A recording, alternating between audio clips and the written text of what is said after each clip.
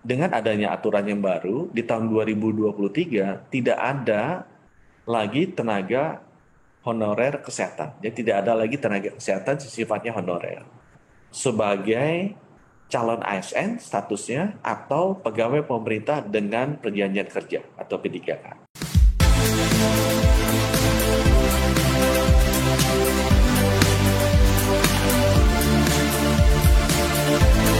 Selamat datang di Filian Channel. Informasi kali ini berkaitan tentang Menteri Kesehatan Budi Gunadi Sadikin memberikan angin segar kepada tenaga kesehatan. Tahun 2023 mendatang, dipastikan tidak ada lagi tenaga kesehatan yang berstatus honorer.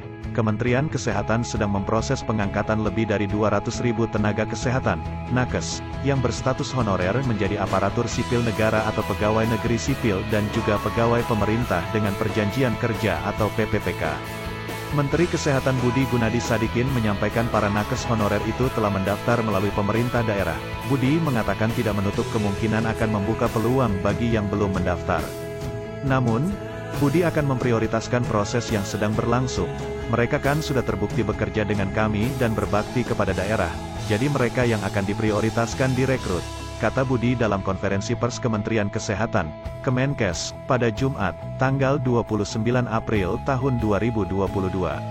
Pengangkatan para nakes sebagai PNS atau PPPK ini bertujuan memberikan masa depan yang lebih jelas. Proses ini bukanlah hasil keputusan Kemenkes sendiri. Keputusan tersebut dibuat berdasarkan diskusi dengan berbagai pihak, seperti Kementerian Pendidikan, Kebudayaan, Riset dan Teknologi, Kemendikbudristek, Kementerian Pan-RB, dan Badan Perencanaan Pembangunan Nasional, Bappenas. Pengangkatan tersebut mengambil contoh dari Kemendikbudristek yang melakukan hal serupa untuk para guru honorer, kata Budi. Para nakes yang menjalani proses pengangkatan sebagai PNS atau PPPK akan menjalani tes seleksi. Setelah mendaftar dan terdata di Kementerian Kesehatan, maka Kementerian Pendayagunaan Aparatur Negara dan Reformasi Birokrasi, PANRB, akan membuat petunjuk teknis, juknis, perekrutannya. Prioritas teman-teman honorer dengan masa bakti tertentu sesuai juknis dari Menteri Pan-RB nanti, ujar Budi.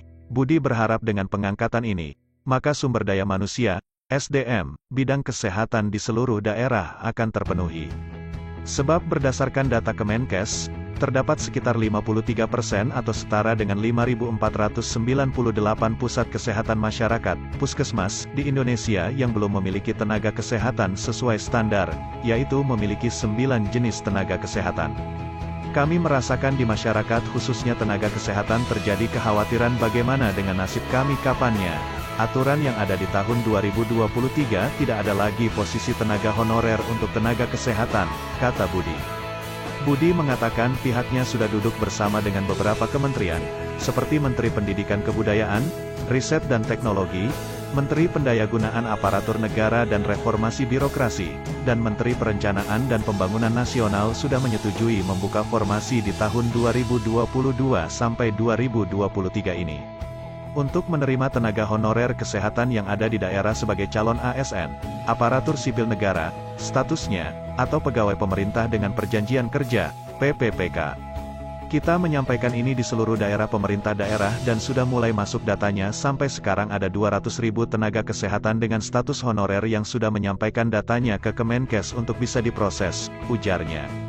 Selanjutnya, Menkes Budi mengungkap 586 puskesmas dari 10.373 puskesmas di seluruh Indonesia belum memiliki dokter, sekitar 586 dari 10.373 puskesmas atau sekitar 5,65% yang sampai sekarang April tahun 2022 belum memiliki dokter. Budi menambahkan ada sekitar 5.498 dari 10.373 puskesmas atau 53% belum memiliki 9 jenis tenaga kesehatan sesuai standar Kemenkes. Seharusnya, kata Budi, standarnya satu puskesmas harus memiliki 9 jenis tenaga kesehatan.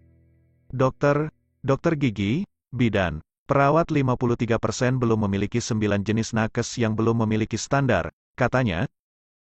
Sekian informasi kali ini. Semoga bermanfaat. Jangan lupa terus dukung channel ini untuk dapat informasi terupdate, dengan cara like, komen dan subscribe.